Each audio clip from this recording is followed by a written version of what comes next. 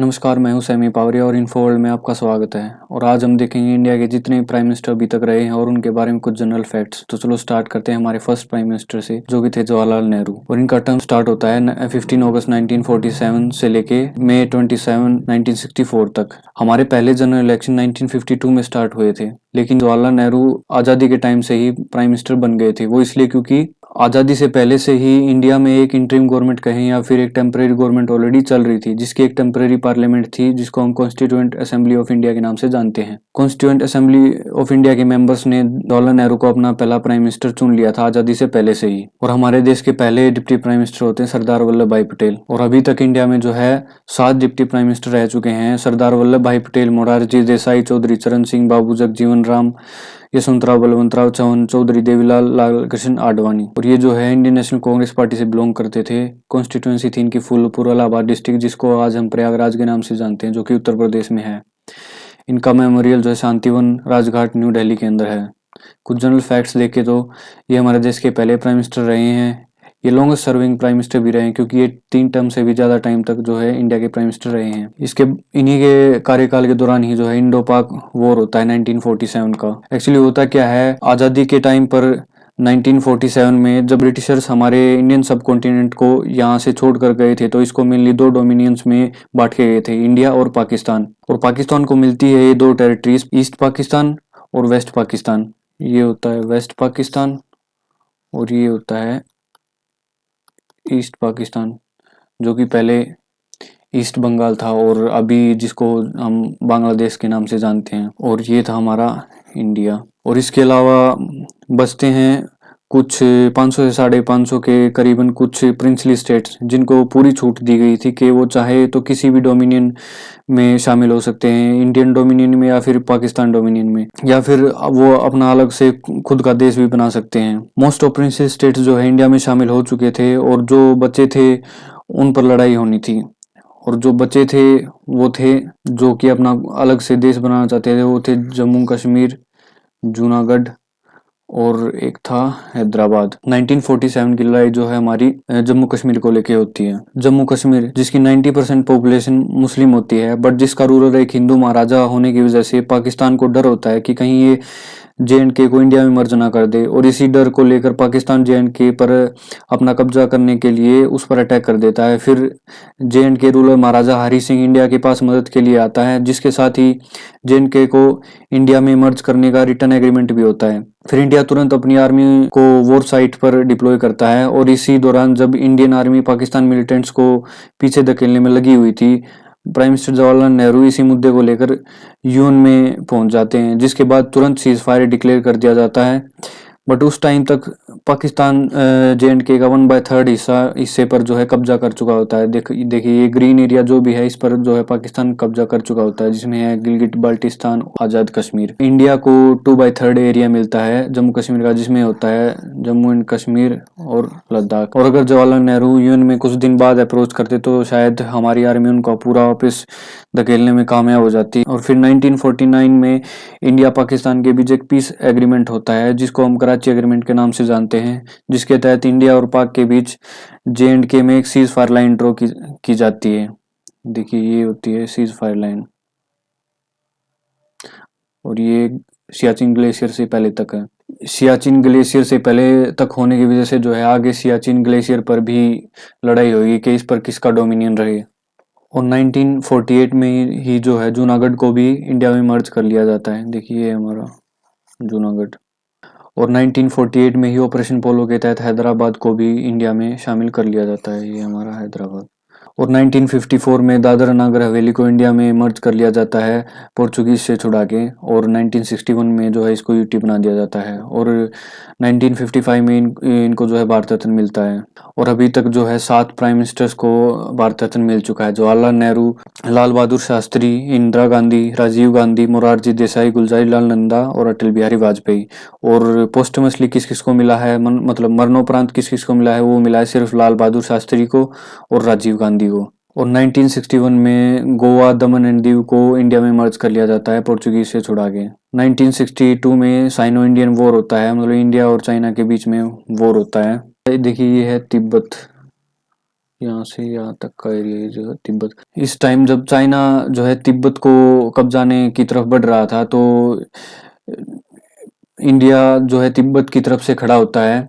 तो उसके बाद तिब्बत को सपोर्ट करने की वजह से अब चाइना और इंडिया का डायरेक्ट वॉर डिक्लेयर हो जाता है, जिसके बाद जो है इंडिया को हार का सामना करना पड़ता है। और ये देखिए, ये जो है एक्साई चीन, चाइना इस एरिया को जो है कैप्चर कर लेता है। और ये जो लाइन है इसको हम कहते हैं लाइन ऑफ एक्चुअल कंट्रोल, जो कि यहाँ पर खींची जाती है 1962 वॉर के बाद, पीस एग्रीमेंट के दौरान। और इसी टाइम जो है हमारे देश में पहली नेशनल इमरजेंसी डिक्लेयर की जाती है 1962 से लेके 1968 तक। जैसा कि हम जानते हैं, इंडिया में 3 तरह की इमरजेंसी डिक्लेयर की जा सकती है। एक नेशनल इमरजेंसी, एक स्टेट इमरजेंसी जिसको हम प्रेसिडेंट रूल के नाम से भी जानते हैं, और एक होती है फाइनेंशियल इमरजेंसी। इंडिया में अभी तक 3 बार नेशनल इमरजेंसी लगी है। और स्टेट इमरजेंसी की बात करें तो वो 1-2 स्टेट को छोड़कर हर स्टेट में कभी ना कभी लगी ही है। और फाइनेंशियल इमरजेंसी आज तक इंडिया में नहीं लगी है।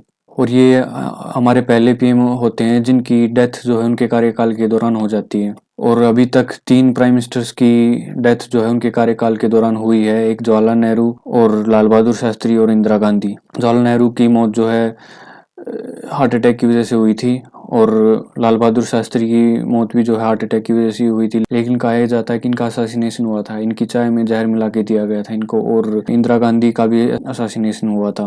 और वैसे तो हमारे प्राइम मिनिस्टर राजीव गांधी का भी असासिनेशन हुआ था, बट जब उनका असासिनेशन हुआ तब वो इंडिया के प्राइम मिनिस्टर नहीं थे। और इन्हीं के जन्मदिन पर जो है हमारे देश में 14 नवंबर को चिल्ड्रंस डे मनाया जाता है। अगले हमारे प्राइम मिनिस्टर हैं गुलजारीलाल नंदा, जो कि एक एक्टिंग पीएम होते हैं जवाहरलाल नेहरू की डेथ के बाद। इनका टर्म 1964 में होता है। इंडियन नेशनल कांग्रेस पार्टी से बिलोंग करते हैं। कॉन्स्टिट्यूंसी होती है इनकी सबरकांता, गुजरात। ये हमारे देश के पहले एक्टिंग प्राइम मिनिस्टर होते हैं, और यही एक्टिंग प्राइम मिनिस्टर रहते हैं। इनको 1997 में भारत रत्न अवार्ड भी मिला है। अगले हमारे प्राइम मिनिस्टर आते हैं Lal Bahadur Shastri. Indian national Congress party से बिलोंग करते हैं। कॉन्स्टिट्यूंसी होती है इलाहाबाद, उत्तर प्रदेश। मेमोरियल होता है विजयघाट, राजघाट, न्यू दिल्ली। इन्हीं के टाइम पर इंडो पाक वॉर होता है 1965 में, जो कि दोनों नेशंस की तरफ से जो है विक्ट्री डिक्लेयर की जाती है। लेकिन कहा जाता है कि इंडिया का ही अपर हैंड रहा था, और कोई भी टेरिटोरियल चेंज इस दौरान नहीं होता है। इसी वॉर के दौरान जय जवान जय किसान का नारा इन्होंने दिया था। और यही एक पीएम होते हैं जिनकी डेथ इंडिया से बाहर होती है। 1965 वॉर के बाद जो है इंडिया और पाकिस्तान के बीच एक पीस एग्रीमेंट होता है, जो कि ताशकंद में होता है, जहां पर उन्होंने ताशकंद डिक्लेरेशन इंडिया और पाकिस्तान के बीच में साइन किया था। उसी दौरान जो है उनको कहा जाता है कि चाय में जहर मिला के दे दिया गया था, जिनके बाद उनकी डेथ हो गई थी हार्ट अटैक की वजह से। 1966 में जो है इनको भारत रत्न मिला था पोस्टुमसली, मतलब मरणोपरांत। और ये हमारे पहले पीएम बनते हैं जिनको मरणोपरांत भारत रत्न मिला था। अगले हैं हमारे प्राइम मिनिस्टर गुलजारीलाल नंदा। इस टाइम पर भी ये जो है एक्टिंग प्राइम मिनिस्टर होते हैं, क्योंकि लाल बहादुर शास्त्री की डेथ के बाद जो है इनको पीएम एक्ट करना पड़ता है। इंडियन नेशनल कांग्रेस पार्टी से बिलोंग करते हैं। इनकी कॉन्स्टिट्यूंसी होती है सबरकांता, गुजरात। अगली हमारी प्राइम मिनिस्टर होती हैं Indira Gandhi. Deputy prime minister होते हैं Morarji Desai. Indian national Congress party से बिलोंग करते हैं। कॉन्स्टिट्यूंसी होती है Rajya Sabha MP for Uttar Pradesh. Memorial है इनका शक्ति स्थल, राजघाट, न्यू दिल्ली के अंदर। कुछ जनरल फैक्ट्स देखे तो ये पहली महिला प्रधानमंत्री होते हैं हमारे देश की। और इन्हीं के टाइम पर जो है 1965 में ग्रीन रेवोल्यूशन लॉन्च किया जाता है इंडिया में, जो कि स्टार्ट 1967 से लेकर 68 के आसपास किया जाता है इंडिया में। और इन्होंने ही जो है 1971 इलेक्शन के दौरान गरीबी हटाओ देश बचाओ का नारा दिया था, जो कि 5th 5-year प्लान का हिस्सा था। इन्हीं के कार्यकाल के दौरान जो है इंडिया पाकिस्तान 1971 वॉर होता है, जिस टाइम ईस्ट पाकिस्तान के अंदर बांग्लादेश लिबरेशन मूवमेंट चल रही थी, जिसका सपोर्ट जो है इंडिया करता है, और ईस्ट पाकिस्तान को वेस्ट पाकिस्तान से आज़ादी दिलाता है और एक नए स्टेट का निर्माण करवाता है, जिसको आज हम बांग्लादेश के नाम से जानते हैं। और 1972 में जो है हमारा शिमला एग्रीमेंट होता है पाकिस्तान के साथ, जो कि एक पीस एग्रीमेंट होता है, जिसके तहत सीज फायर लाइन को जो है लाइन ऑफ कंट्रोल का नाम दे दिया जाता है। इसी वॉर के दौरान जो है इंडिया में नेशनल इमरजेंसी डिक्लेयर की जाती है, सेकेंड नेशनल इमरजेंसी, जो कि 3 to 17 दिसंबर 1971 तक होती है। और 1971 में इनको भारत रत्न भी मिलता है। ऑपरेशन स्माइलिंग बुद्धा के तहत हमारा Pokhran first successful nuclear bomb test किया जाता है 18 मई 1974 में। इन्हीं के कार्यकाल के दौरान जो है थर्ड नेशनल इमरजेंसी भी डिक्लेयर की जाती है इंटरनल डिस्टर्बेंसेस की वजह से, 1975 से लेकर 77 तक, और इनको आयरन लेडी ऑफ इंडिया के नाम से भी जाना जाता है। फिर आते हैं हमारे प्राइम मिनिस्टर मोरारजी देसाई। इनके टाइम पर डिप्टी प्राइम मिनिस्टर होते हैं चौधरी चरण सिंह, जनता पार्टी से बिलोंग करते हैं, कॉन्स्टिट्यूंसी होती है सूरत गुजरात। ये हमारे देश के पहले प्राइम मिनिस्टर होते हैं जो कि इंडियन नेशनल कांग्रेस पार्टी से बिलोंग नहीं करते हैं, और ये 81 ईयर ओल्डेस्ट प्राइम मिनिस्टर बनते हैं इंडिया के, और ये पहले प्राइम मिनिस्टर होते हैं जो कि अपने ऑफिस से रिजाइन करते हैं। और ये अकेले ऐसे इंडिया के सिटीजन हैं जिनको आज तक पाकिस्तान का हाईएस्ट सिविलियन अवार्ड जो है मिला है, निशान-ए पाकिस्तान, जो कि 1990 को मिला था, और 1991 में जो है इनको भारत रत्न अवार्ड भी मिलता है। इसके बाद आते हैं चौधरी चरण सिंह, डिप्टी प्राइम मिनिस्टर होते हैं यशवंतराव बलवंतराव चव्हाण, ये जनता पार्टी से बिलोंग करते हैं, कॉन्स्टिट्यूंसी होती है बागपत उत्तर प्रदेश। ये अकेले ऐसे प्राइम मिनिस्टर होते हैं जिनको पार्लियामेंट फेस करने का मौका ही नहीं मिलता। मतलब पार्लियामेंट फेस का मतलब है इनको पार्लियामेंट का कोई भी सेशन ज्वाइन करने का मौका नहीं मिलता, क्योंकि जब 1977 में जब इलेक्शंस हुए थे तो कांग्रेस पार्टी हार जाती है और जनता पार्टी जीत जाती है। तो ये जनता पार्टी के मेंबर होते हैं, और कांग्रेस की लीडर जो कि इंदिरा गांधी होती हैं, उनको पता चलता है कि इनको प्राइम मिनिस्टर बनने की बहुत बड़ी इच्छा है इनकी। तो इंदिरा गांधी इनको इनवाइट करती है कि अगर तुम हमारे पार्टी में आते हो तो हम तुम्हें प्राइम मिनिस्टर बना देंगे। तो ये प्राइम मिनिस्टर बनने की लालच से जो है ये कांग्रेस पार्टी में शामिल हो जाते हैं, और अपने साथ 60 एमपीज को भी अपने साथ ले आते हैं, जिसके बाद जो है जनता पार्टी क्लैश हो जाती है। और जिस दिन इनको पार्लियामेंट में अपनी जो है बहुमत साबित करनी होती है लोकसभा में, तो सुबह सुबह इनको पता चलता है कि कांग्रेस पार्टी ने जो है इनकी तरफ से सपोर्ट अपना विड्रॉ कर लिया है। जिसके बाद जो है ये पार्लियामेंट के बजाय डायरेक्टली राष्ट्रपति भवन की तरफ चले जाते हैं अपना रिजाइन डालने, लेकिन राष्ट्रपति फिर इनको as an caretaker prime minister रख लेते हैं। बट उसी दौरान जो है कुछ फेस्टिवल्स की छुट्टियों की वजह से पार्लियामेंट का वो सेशन जो है क्लोज हो जाता है, जो कि 6 महीने के बाद रीस्टार्ट होता है। लेकिन उस टाइम तक जो है फ्रेश इलेक्शंस होते हैं, जिसमें जो है फिर से इंदिरा गांधी वापस से इलेक्शंस जीतकर प्राइम मिनिस्टर बन के आती हैं। तो हम ये कह सकते हैं इनको कभी पार्लियामेंट का कोई सेक्शन जो है ज्वाइन करने को नहीं मिला एज एन प्राइम मिनिस्टर। और हम ये भी नहीं कह सकते कि ये बहुमत ना साबित करने की वजह से या फिर नो कॉन्फिडेंस मोशन की वजह से हारे, क्योंकि नो कॉन्फिडेंस मोशन इन्होंने फेस ही नहीं किया, उससे पहले ही ये रिजाइन देने चले गए थे। तो जैसा कि हमने देखा न्यू सेशन पर इंदिरा गांधी प्राइम मिनिस्टर बनकर आती हैं, तो अगली हमारी प्राइम मिनिस्टर होती है इंदिरा गांधी, कॉन्स्टिट्यूंसी होती है मेडक आंध्र प्रदेश। इन्हीं के टर्म के दौरान 1984 में सियाचिन कॉन्फ्लिक्ट होता है। इससे पहले के जो भी एग्रीमेंट्स हुए हैं, कराची एग्रीमेंट 1949, 1972 शिमला एग्रीमेंट, उसमें जो है ये क्लियर डिफाइन नहीं कर रखा कि इस पॉइंट के बाद यहाँ तक जो है एलओसी डिफाइन कर रखी है, लेकिन इस पॉइंट के बाद ये डिफाइन नहीं कर रखा कि ये जो सियाचिन ग्लेशियर है ये किसके अंडर में आता है, इस एरिया पर किसका डोमिनियन है, इंडिया का है या फिर पाकिस्तान को। तो इस चीज को लेकर जो है 1984 में डिस्प्यूट चलता है। इसी दौरान जो है पाकिस्तान इस पर जो है पीछे से कब्जा कर लेता है। इसी दौरान इंडिया जो है अपना ऑपरेशन मेघदूत चलाता है, जिसके तहत इंडिया जो है पाकिस्तान की आर्मी को जो है यहाँ से पीछे धकेल देता है और पूरे सियाचिन पर अपना कब्जा कर लेता है, और उसको जो है अपनी लद्दाख टेरिटरी के अंदर शामिल कर लेता है। और 1980s और 1990s के बीच जो है इन्हीं के टर्म के दौरान इंसर्जेंसी इन पंजाब चल रही थी, मतलब गवर्नमेंट के खिलाफ बगावत पंजाब में, जो कि हिस्सा थी एक मूवमेंट की जिसका नाम था खालिस्तान मूवमेंट, जो कि कुछ सिख मिलिटेंट्स के द्वारा चलाई जा रही थी, जो कि खालिस्तान मूवमेंट के तहत पंजाब को अपना अलग से देश बनाना चाहते थे, और गोल्डन टेम्पल से ही जो है अपने ऑपरेशंस को अंजाम देते थे वो।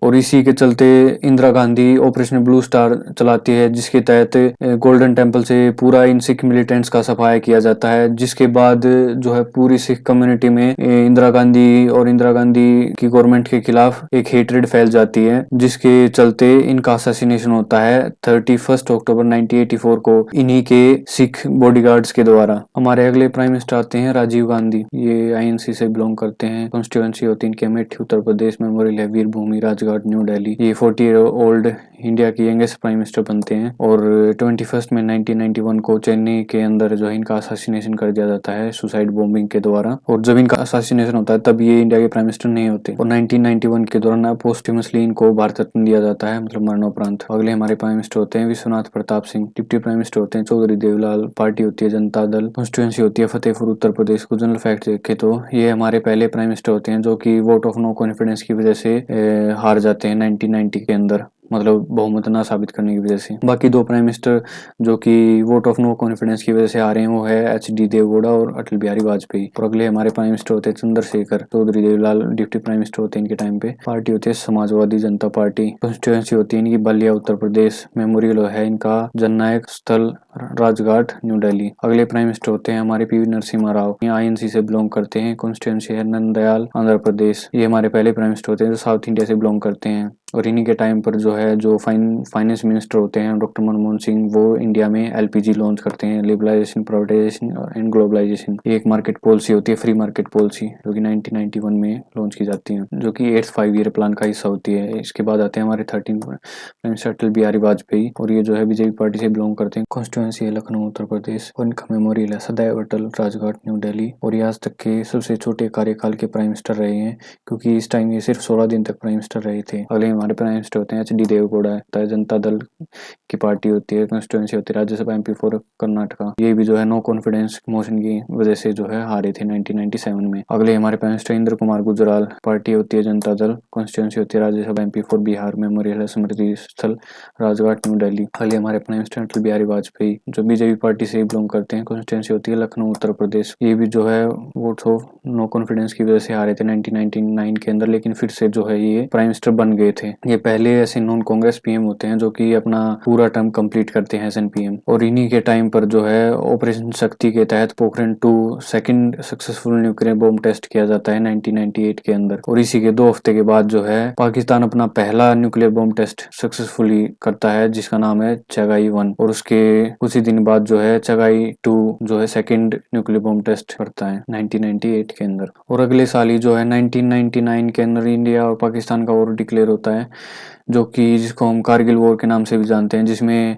पाकिस्तान जो है हमारे कारगिल सेक्टर पर जो है कब्जा कर लेता है, जिसमें फिर इंडिया ऑपरेशन विजय के तहत कारगिल का सफाया कर जो है पाकिस्तान से छुड़ा लेता है।